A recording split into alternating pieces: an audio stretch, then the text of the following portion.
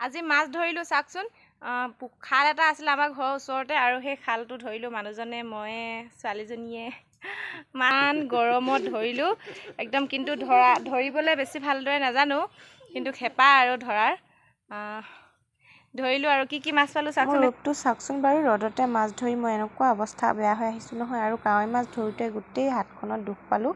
এইবিলাক কি পালোঁ, এইখিনি পালোঁ চাওকচোন। মই খালি বেছিকৈ ধৰা নাই বাৰু, মানুহজনে ধৰিলে। আৰু কাৱৈ গৰৈ চেঙেলী এইখিনি হৈছে সৰু সৰু মাছ, দৰিকণা পুঠি খলিহনা এইবিলাক। আৰু এইখিনি চাওক গৰৈ চেঙেলী পুঠি, ইয়াত বেছিভাগ পুঠিয়া আছে ক'ব পাৰি, পুঠি মাছ। এতিয়া এইখিনি চফা কৰিব লাগিব। আৰু চাওকচোন মাছখিনি ইমান ধুনীয়া ধুনীয়া আৰু ইমান কষ্ট কৰি ধৰি আনিছোঁ। আৰু তাতে লোকেল মাছ, ইয়াৰ সোৱাদেই বেলেগ নহয় জানো। যিমানে চালানী মাছ কিনি নাখাওঁ, আমাৰ